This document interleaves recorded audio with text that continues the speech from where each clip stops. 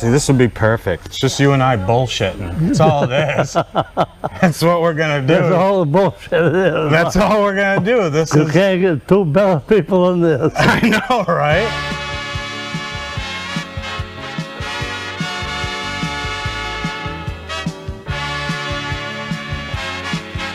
Live from one Shadow Lane in Casco, Maine. It's the Early Bird Show with your host, Ray Plummer.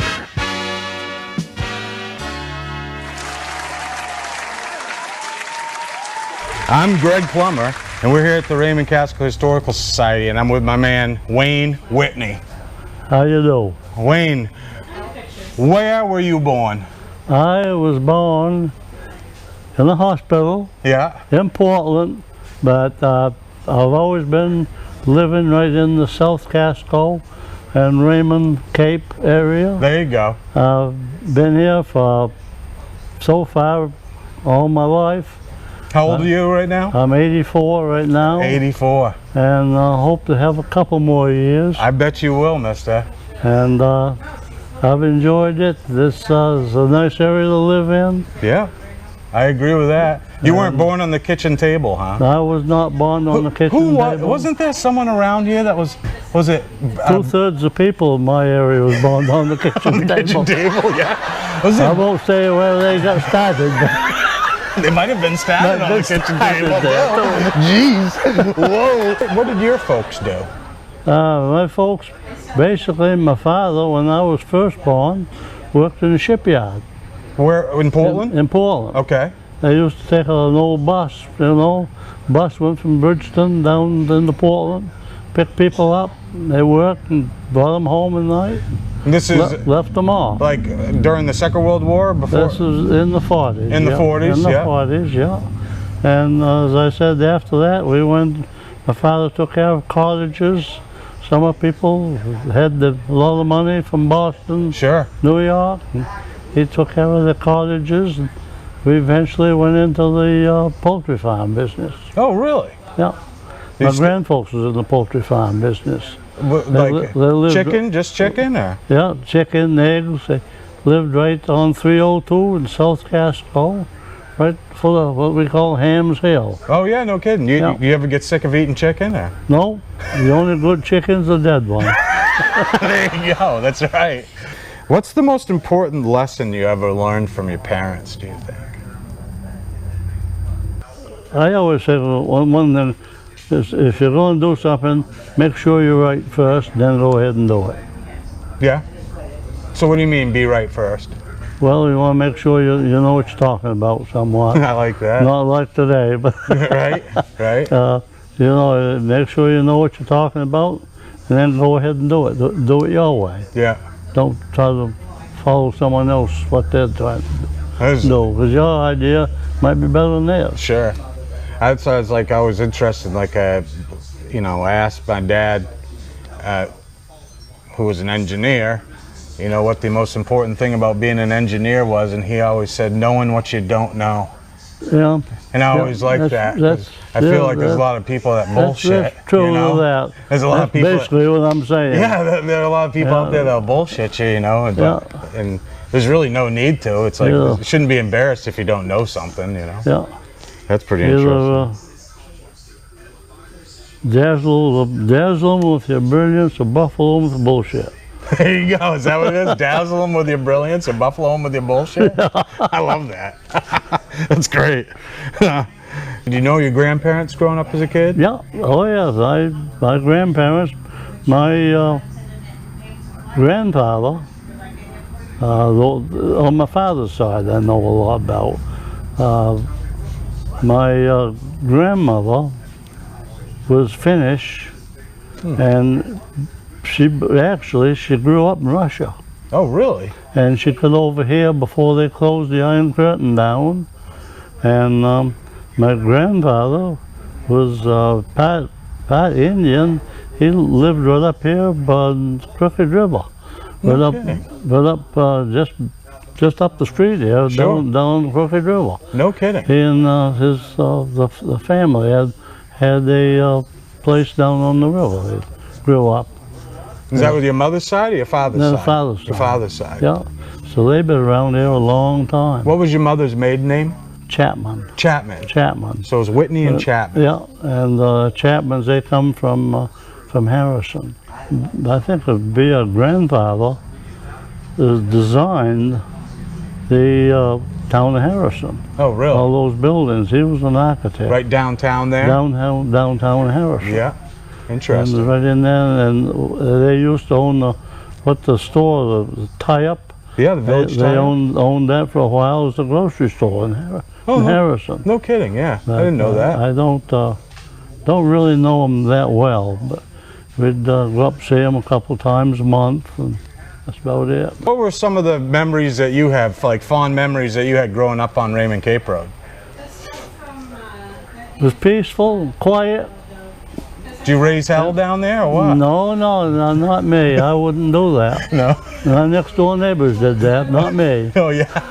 And you played baseball as a kid growing up, right? Yeah, played baseball. And I got into high school, played football. Yeah. I went to Bridgeton High School. Okay. It was in the 1955 to 59. Yeah. They finally got me out of there, and I went driving tractor trailer. Where was Bridgeton High School?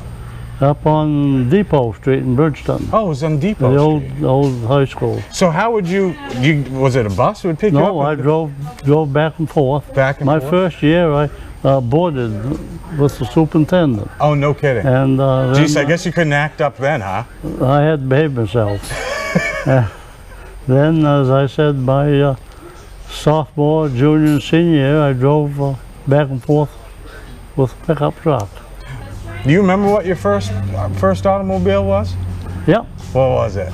My first automobile, I think it's a 1952 Chevrolet. Had the slope back on it. Really? And I bought it for, I think, $50. No kidding. From a friend of mine, Dean Wiley, up in Naples. Really? Yep.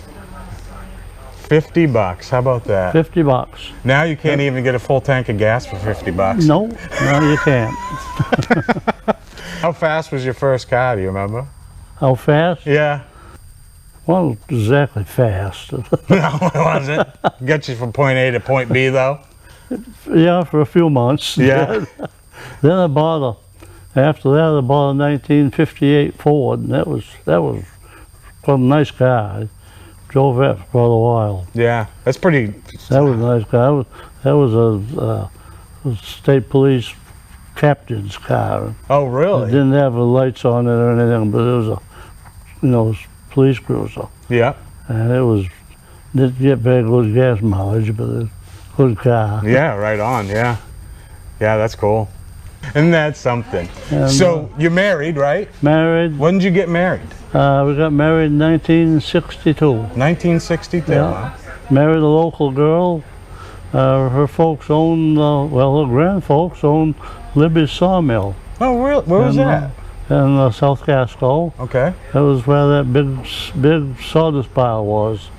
As you go between South Casco and Raymond, to the mill pond. And Okay, so was it like it was close to where Thomas dumps into Sebago? Was it in that stretch of, or are you up by? right, yeah. Okay. Yeah, right there. That was the mill pond, we called it. Oh, okay. And you used to store the logs in the mill pond, they did. Dump them around 302, roll them off. We got pictures of it. Now, did you have any kids?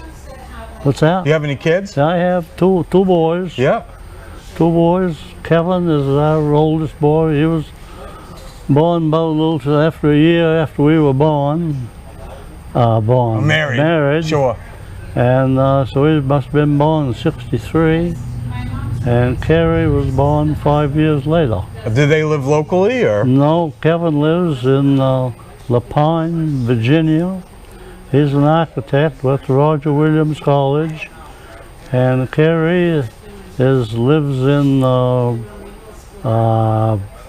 Berlin, New Hampshire, Connecticut. Oh, Berlin, Connecticut. Sure. Berlin, Connecticut. Okay. Which is just outside of Hartford. Yeah. And He went to Yukon, and he's a landscape designer. Oh, no kidding. So, geez, you get the whole package right there. You got an architect package. and the landscape. And they look after me, make sure I do things right.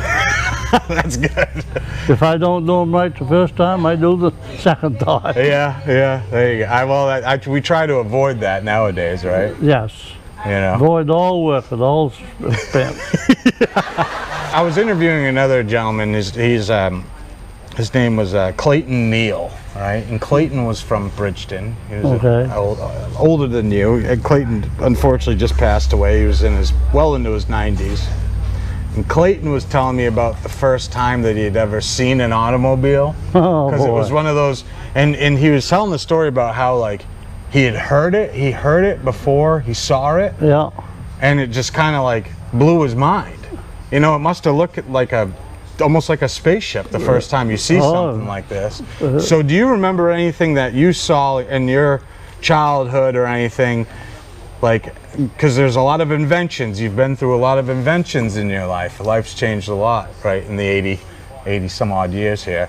So was there something that you were kind of just blown away by, like? Well, I guess I'm a lot like him. I think it is the automobile. Yeah. Yeah. They have come such a long ways. I was a truck driver all my life, and it's amazing the difference in how the equipment has gotten. How far would you truck your wares? I ran about every state this side of Mississippi. Really?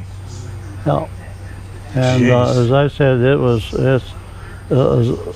at that time it was a good living. I wouldn't do it now, but too much traffic. But I'll tell you, it's the improvement in equipment is amazing. When were all the interstates kind of made? That must have been right around that time, right? Yeah, it was in the early 50s, 60s. Yeah. Of course, they're still making them. Yeah, of course, yeah. They're still making them, and you know, they're a real big improvement as far as transportation. That, as I said, that it's amazing. From the old Model Ts, Model As, you know, and the old trucks, what these new trucks are like. Right. These new trucks are home away from home. I know it. You get one with sleeper cabs in it. You can get refrigerators, microwaves. They cost as much as a home too. Oh, sometimes more. Yeah. More. So how long did you drive truck for? I drove truck for 46 years. Holy smokes, 46 years. That's quite the career right there. It is. 46 years. Roughly speaking, it takes about 11 years to go 1 million miles. Really? So you can figure out how far I've been. Man, that's crazy.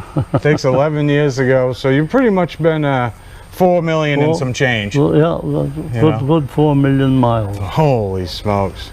Well, anything else that you saw crazy out on the road? Anything that stands out?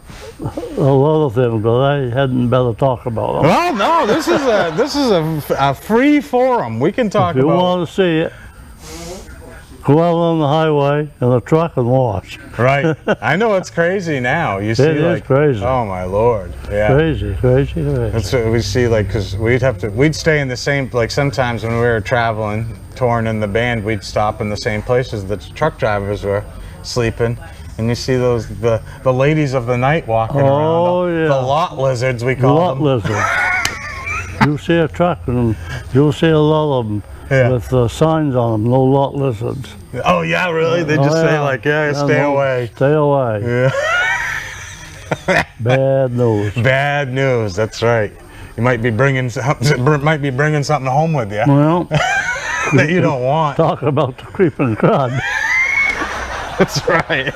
Yeah. That's no good. So we had someone here in the society a couple days that was doing research on was it a school or a camp that was in Sebago Lake right there by Raymond Beach? Venice. It was called the Venice, right? Yeah. And it wasn't even on it like. No, it was on a high bunch of rocks out the bay. It's like they had taken a whole bunch of stones and just built up the bottom of Sebago Lake, and then they built the Venice on it, right? They I remember they used to use the girls' camp. The girls would sleep in at nights out there. That's how they kept them away from the boys, huh? Kept away from us boys. Put them on an island. You old dog, you. Took the bridge up. Took the bridge out of no, that was really, I was really young then. Yeah? Really young, yeah. I can't even tell you the name of the camp. I don't know if it was, I really don't know the name of the camp. Do you remember when they tore it down? I remember, but I can't tell you the year. You think it was like the 80s? Was it the 80s? It could have been, yeah. Because I feel like I vaguely remember pretty it. bad. It was kind of an interesting building just to kind of, It is, yeah. you know, sitting there. It almost looked like it was floating in the middle of Sebago Lake. Fire department went out. We had a couple parties out there. Oh, really? They wouldn't let us on the mainland, but we got out there. So you were part of you're part of the Raymond Volunteer Fire Department? Yeah. Do you remember how many fire trucks were in the fire department when you first joined? Yes, I do. I can remember I was captain. Yeah. And we had 2 main fire trucks in Raymond Village, and a little utility truck, and they had a couple up in East Raymond. No kidding. Fire trucks. And back in the, it was all around 1950, 55 in that area. And as I said, I was in the department when they first came out with the first rescue unit. We had an international travel hall. No kidding. We used for a rescue unit. Yeah.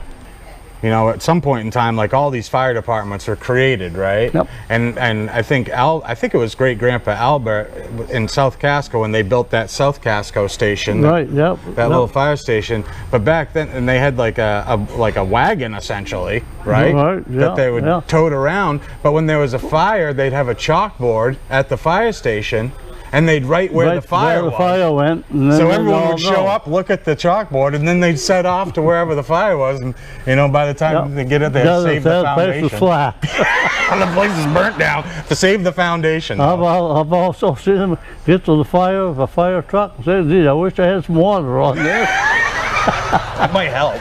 Yeah. Put the fire out. Yeah. I mean, it's kind of needed, you know. Oh yes. A couple times we'd get to the fire stations, couldn't start the truck. It's so cold or something? No, it was just as old as battery was dead. Helen Brown. Our first fire station was under the old KP Hall. I forget the name of the place now. It was in Raymond Village. Really? Folsom's Hall or something.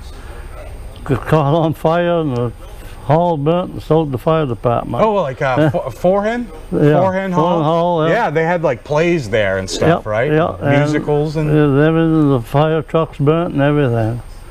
And we moved Meyer up to Reg Brown's. He let the town he had a big garage. And then if the fire trucks wouldn't start, Helen would get out and push. We'd push it down over the hill and jump in, start it, and away we'd go. Yeah. I have a couple questions that people asked me to ask you. What was your favorite movie when you were younger? Oh, I was thinking that the other day. Who was in it? Mom Pa Kettle was in it. Mom Pa Kettle? Mom Pa Kettle, back on the farm. Okay. And it was hilarious. I always thought I wished we had movies like that nowadays. I'm telling Wayne, one of the things if we could I have a movie without a gun or a knife or someone stabbing or getting blown up, it would be wonderful. But the old-fashioned movies, Mom Pa Kettle, back on the farm, I'll tell you, it was hilarious. All right. That's one thing I thought that we should do here is like have like movie night. Yeah. And like watch like old movies like that, you know. Someone recommend an old movie. Yeah. You know? Well, I'm a little foolish. I love Dagwood Blondie movies. Yeah. The olden days. Sure. It was funny. Yeah. Everybody watched the things, you know. Right. And it didn't get into these weird ideas. Did you like it nowadays? Were you more into like comedies than like action movies? Yeah. Okay, like the comedies, yeah. Definitely comedies. Yeah. Yeah, I've always liked the comedies too. Comedies, the old westerns, Roy Rogers and Gene Autry and Lone Ranger. And what do you listen to for music? What about country and western? Country western, yeah. Do you remember, like, do you ever go see like a concert when you were a kid or teenager or anything? Oh, no. had to go to Portland for that. It was too far. Too far, yeah. too busy and too far to go. Well, I wasn't too busy, but too far to go, and just couldn't get there. We didn't have a car or anything. It was 1946. Then there was an old car with an old pickup truck. Yeah. And we never went to Portland about twice a year.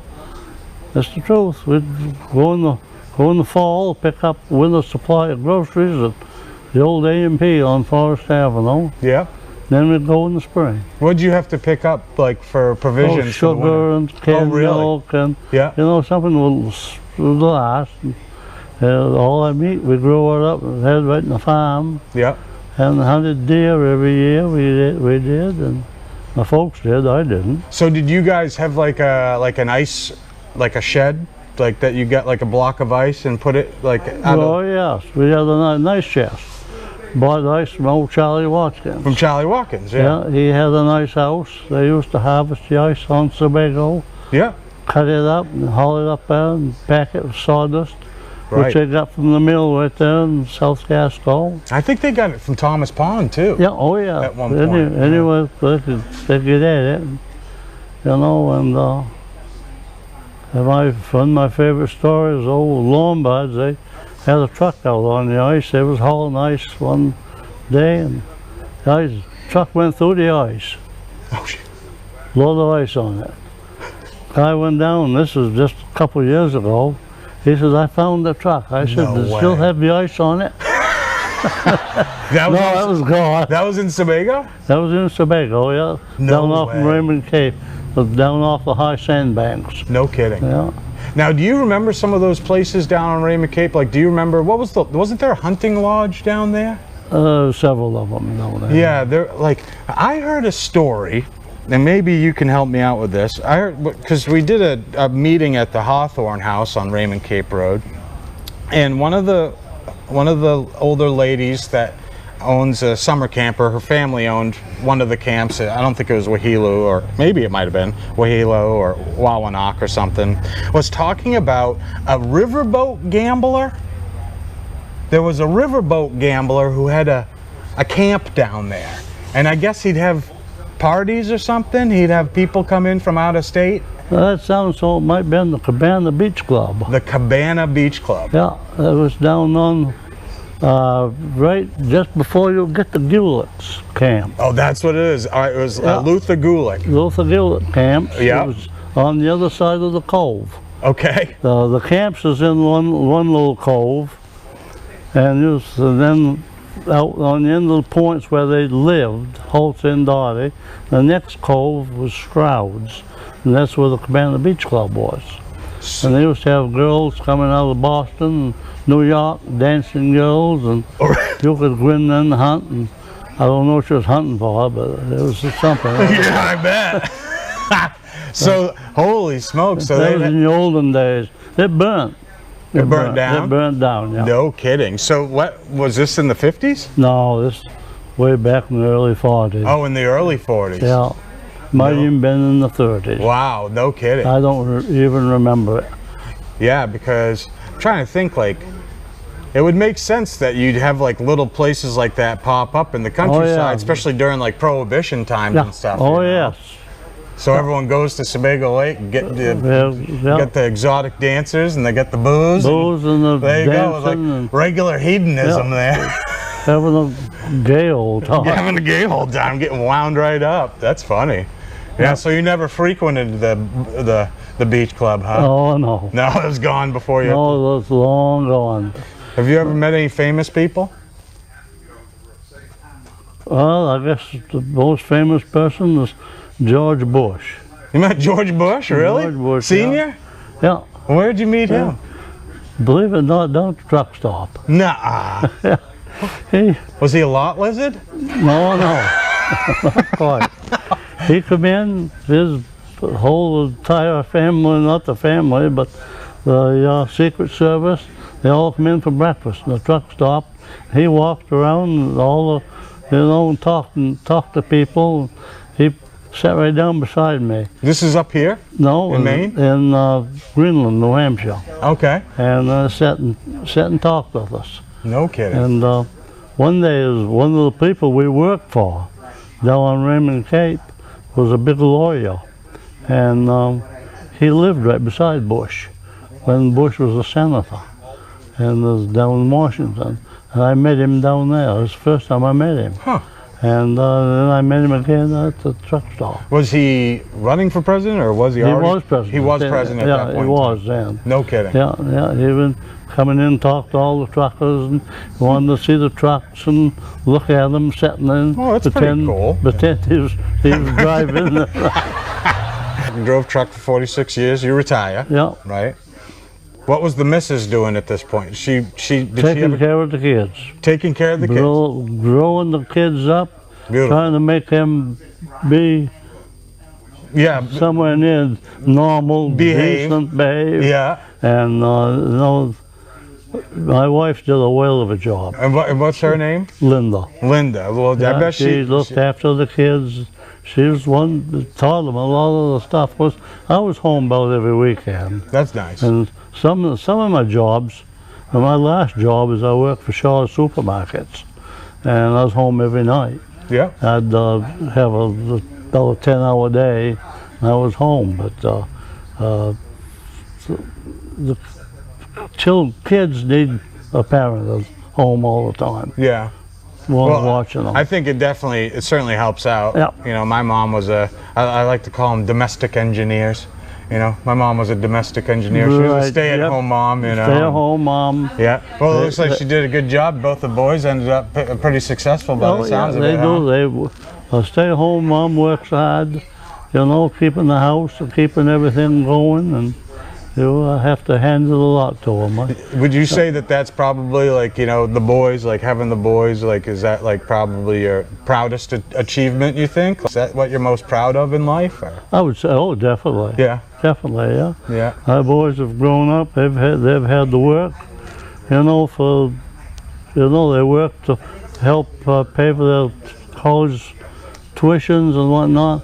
I had both of them started mow lawns when they was like 12 years old, and they've worked every year since. That's exactly how I started, mowing lawns. I did, and I remember they, you know, half of their college they had to pay for, and I paid for the other half. Nice. Yeah, that's great. And they ended up with no financial, you know, bills and whatnot. That's you can't start off life nowadays with $100,000 worth of bills. No. So what are your current hobbies now that you're retired and been retired? Interests and hobbies now? I guess I love sit and read books about the state of Maine, hunting and fishing books, and I love doing things. I'm a Shriner, and I do a lot with a local shrine, and working right here in the historical. In the historical society, volunteering here at the Historical Society.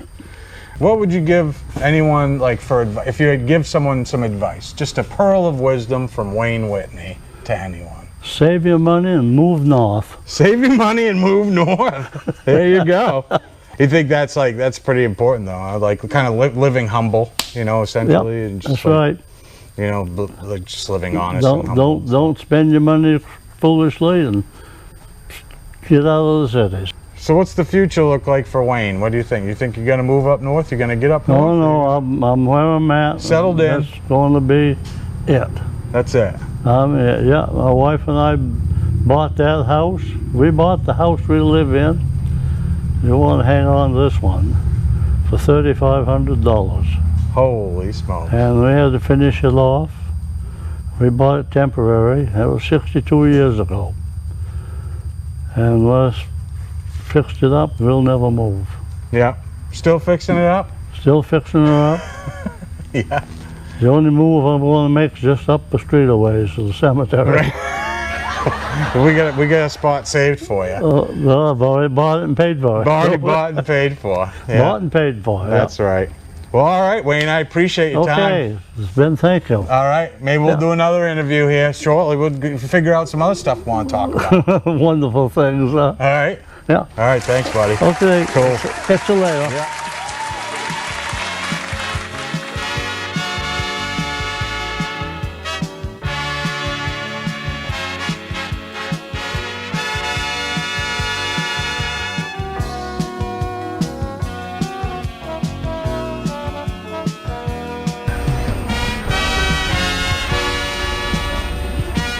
What do you know about Nothing.